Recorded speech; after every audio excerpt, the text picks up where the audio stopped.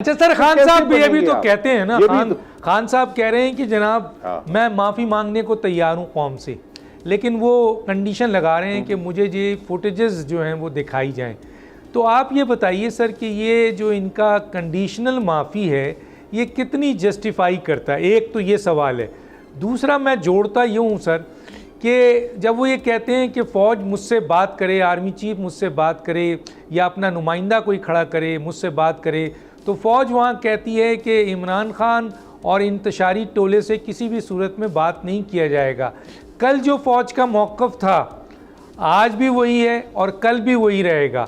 اور اس صورتحال میں تو بظاہر یہ لگتا ہے کہ عمران خان کا 9 مئی کا کیس فوجی عدالت کی طرف جا رہا ہے، اور فوج اس میں عمران خان کو اگر حکومت معاف بھی کر دے تو فوج معاف کرنے کو تیار نہیں ہے. جی سر. دیکھیں جی، میرا تو پہلا تو یہ بات ہے کہ جو کنڈیشنل معافی والا بیان ہے خان صاحب کا وہ غیر ضروری بیان ہے، اور اس میں سے اس کا کوئی اس کے ساتھ ریلیونس نہیں ہے.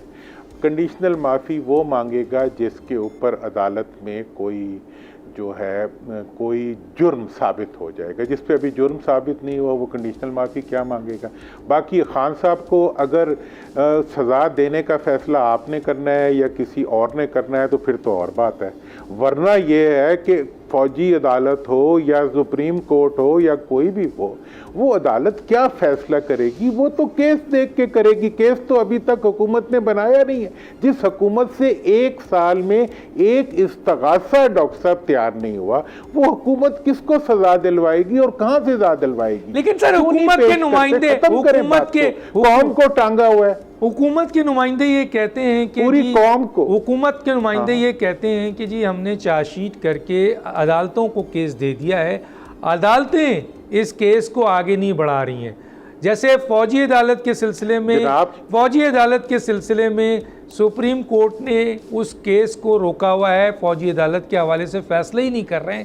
تو اگر وہ فوجی عدالت کی طرف سے فیصلہ کر دیں، جیسے عمران خان کے زمانے میں فوجی عدالت فعال تھیں، کام ہوا تھا، اس سے پہلے بھی کام ہوا تھا، تو سپریم کورٹ نے اس کو سٹے پہ روکا ہوا ہے.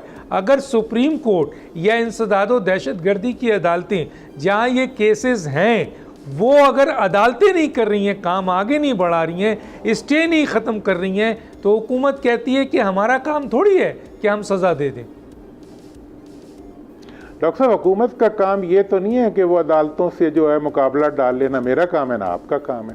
عدالت جو کر رہی ہے وہ اس کا استحقاق ہے، اس کو آپ چیلنج نہیں کر سکتے. اگر وہ کچھ نہیں کر رہے تو وہ کسی وجہ سے نہیں کر رہے ہوں گے، اگر وہ کچھ کر رہے ہیں تو کسی وجہ سے کر رہے ہوں گے. میں تو آج تک میں نے اپنی زندگی میں یہی دیکھا ہے کہ جس حکومت نے عدلیہ کے ساتھ عدلیہ کی تار میں انگلی دی ہے وہ جل گئی ہے.